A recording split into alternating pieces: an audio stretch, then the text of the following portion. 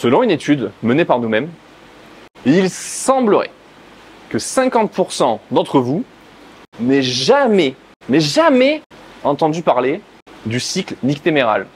Et ben ça tombe bien, on va en parler tout de suite.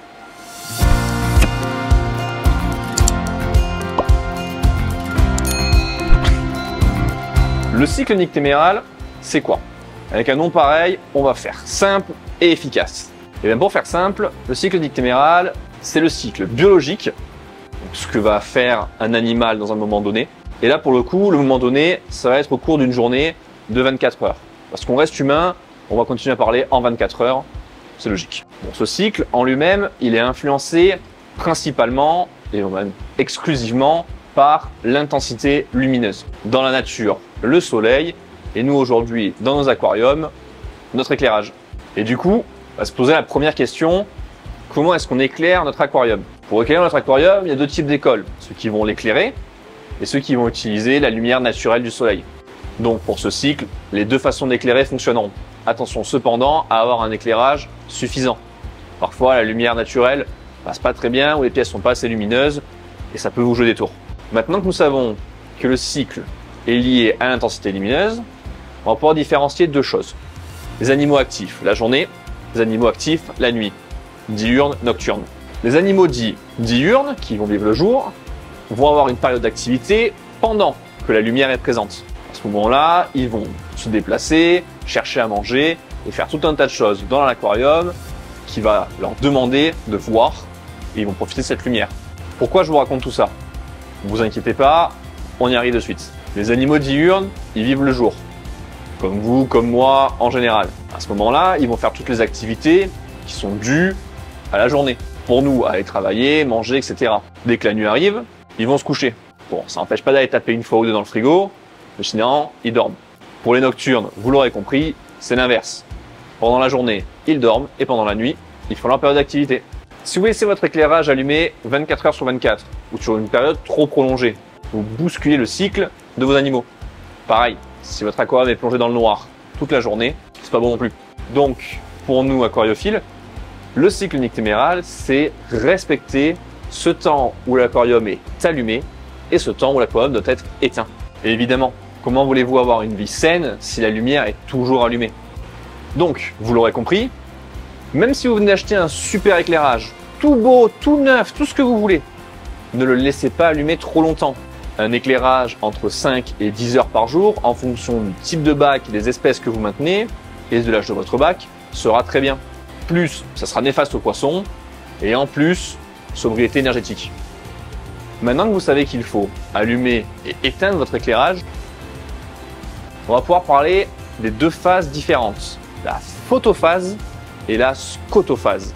Bon, je plaisante, on va parler de la phase allumée et de la phase éteinte. Ça ira très bien. Photophase égale allumé. Point. Pendant cette phase, il se passe plein de choses, et ce pour tous les êtres vivants.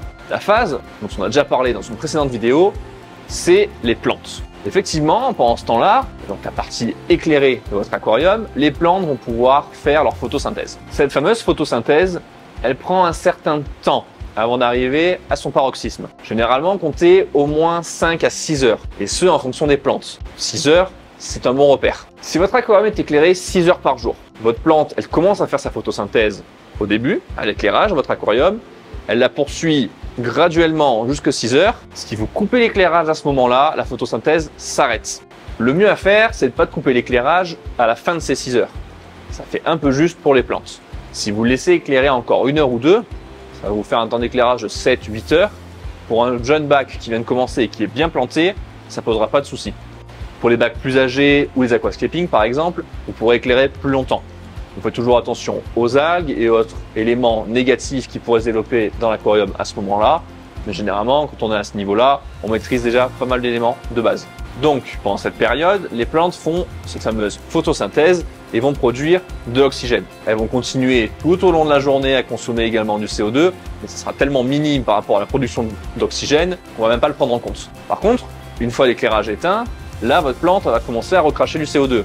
Bon, je me répète, on l'avait déjà vu, mais c'est important. En fait, à ce moment-là, votre aquarium, il a donc ce cycle nictéméral qui prend place.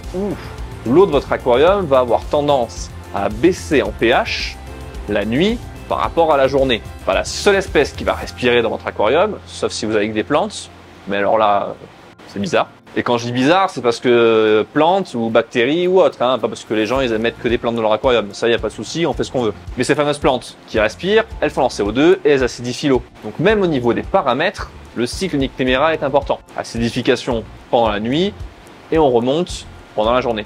Si vous êtes possesseur de diffuseurs à CO2, vous connaissez certainement déjà le cas. C'est pour ça qu'il est important de couper le CO2 la nuit. Idéalement même 1 à 2 heures avant l'extinction des feux totale. Mais du coup, à part ça, la nuit, il se passe un peu autre chose? Ben oui, on l'a vu. Les espèces nocturnes, elles sont actives à ce moment-là. D'ailleurs, c'est une question que je me suis posée. Est-ce qu'il y en a beaucoup les espèces nocturnes?